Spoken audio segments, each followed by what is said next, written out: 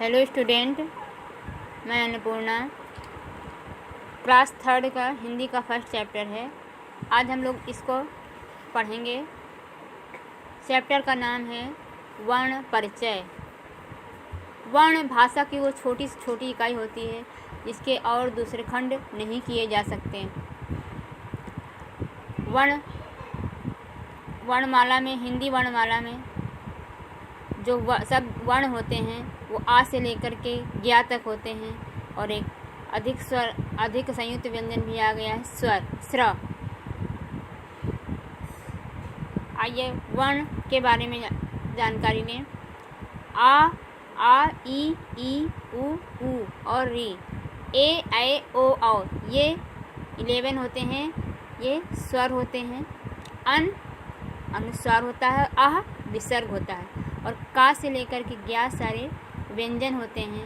छ, त्र और ज्ञा, स्रा, ये संयुक्त व्यंजन होते हैं।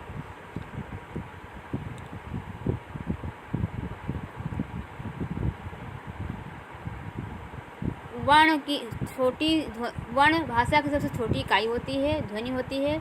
इसके और दूसरे खंड नहीं किए जा सकते। जैसे आ से बनने वाला शब्द है अनार, और बड़ा से आम। ये अनार और आम ये शब्द हैं, इनके आप खंड कर सकते हैं। लेकिन अगर आ और आ के खंड करने की बात कही जाए तो आ के खंड नहीं हो सकते। जैसे अनार में आ और ना पे आ की मात्रा और र, ये 3 वर्ण होते हैं। 3 वर्ण के मेल से शब्द बना अनार। तो अनार शब्द के तो खंड कर सकते हैं, आ और ना और रा को अलग कर सकते हैं। लेकिन अगर आ को अलग करने की बात कही जाए तो आ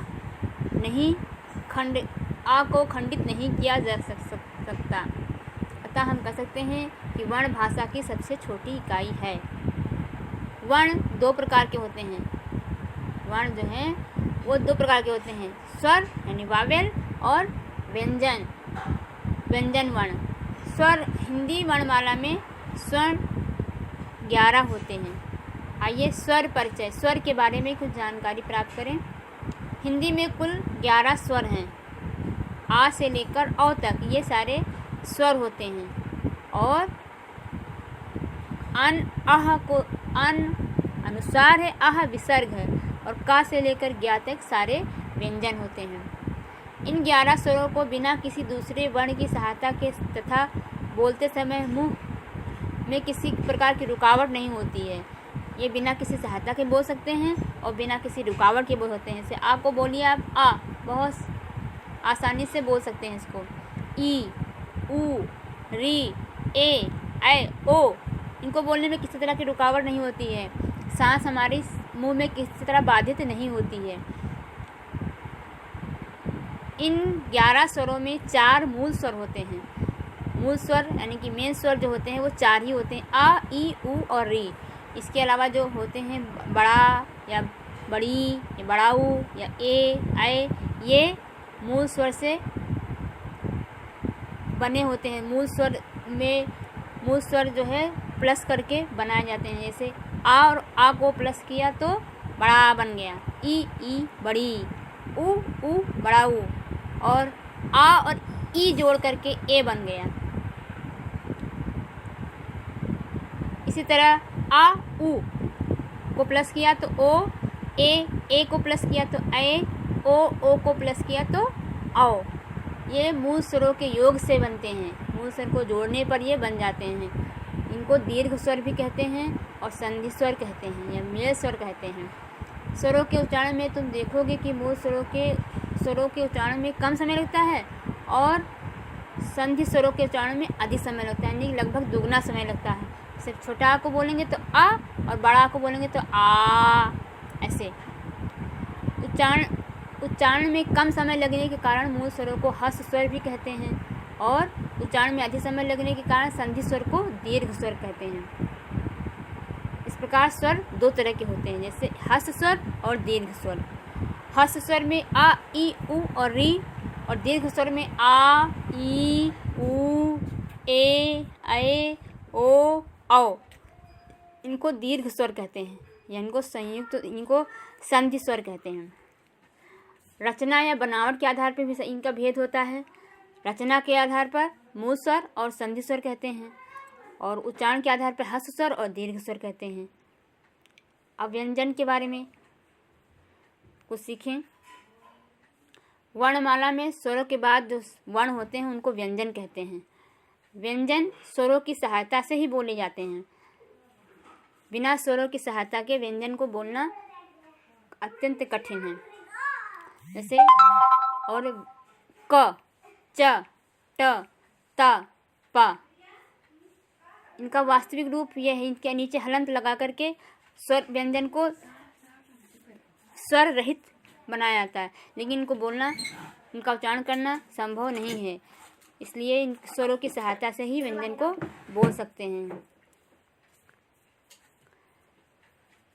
हलंत किसे कहते हैं? हलंत जब व्यंजन के नीचे तिरछी रेखा खींची जाती है तो उसको हलंत कहते हैं। किसी भी व्यंजन के नीचे तिरछी रेखा खींच देने का मतलब होता है कि उस व्यंजन में स्वर का लोप हो गया, यानी कि उसमें स्वर नहीं है, सिर्फ वो व्यंजन ही व्यंजन है। स्वर रहित व्यंजन को हलंत के द्वारा लिखा जाता है, हलंत लगा करके लिखा जाता है।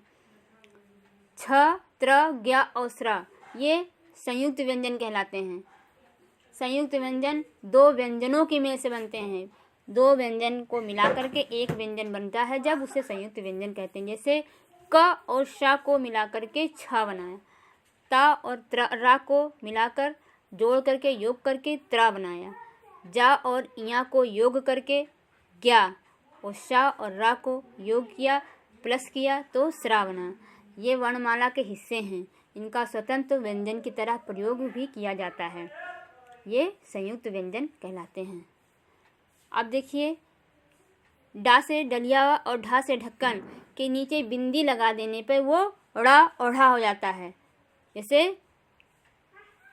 ये व्यंजन विकसित वर्ण कहलाते हैं। ये व्यंजन विकसित वर्ण कहलाते हैं।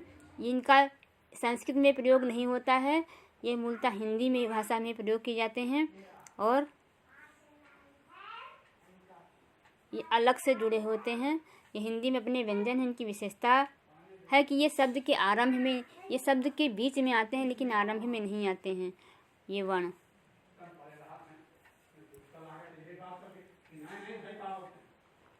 मौखिक प्रश्न है, अभ्यास कार्य आ गया।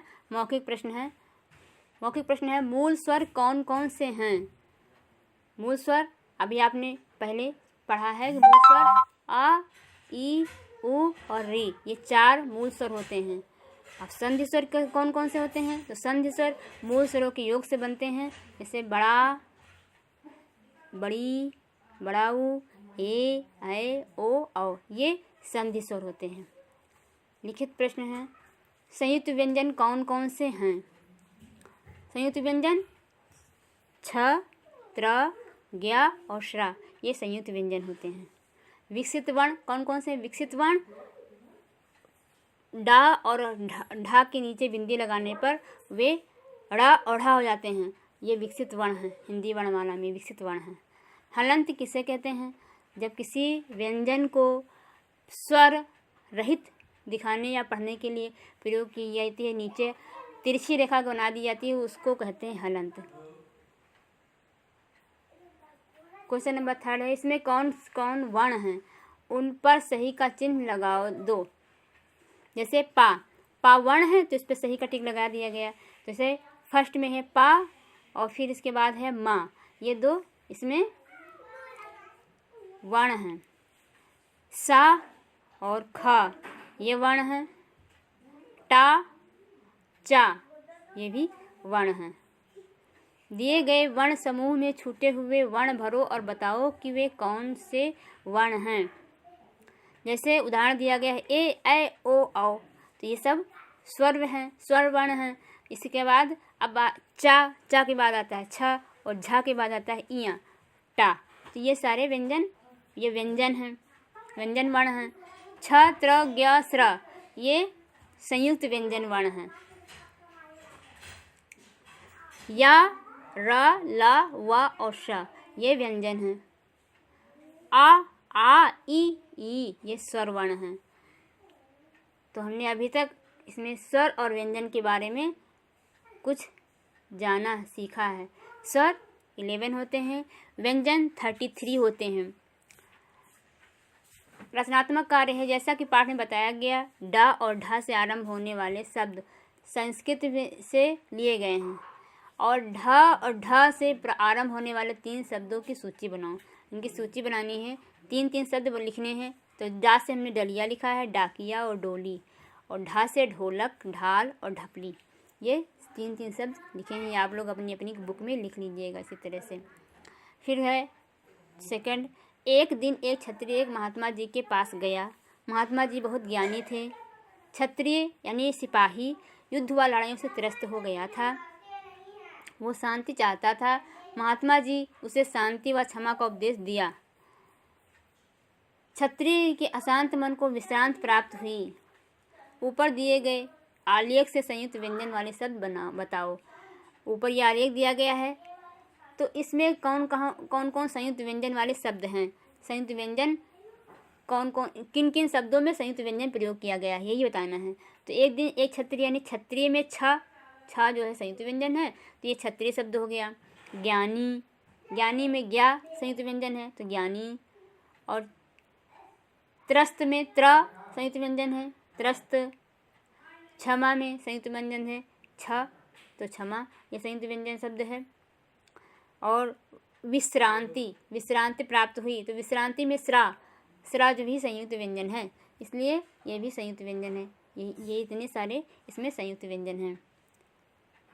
ठीक है बच्चों, आपने इस चैप्टर में वर्ण परिचय में क्या जानकारी प्राप्त की कि वर्ण हिंदी वर्णमाला में स्वर और व्यंजन शब्द व्यंजन वर्ण होते हैं। 11 स्वर होते हैं, 33 व्यंजन होते हैं और 4 होते हैं जो संयुक्त व्यंजन होते हैं, छ, त्र और ज्ञा।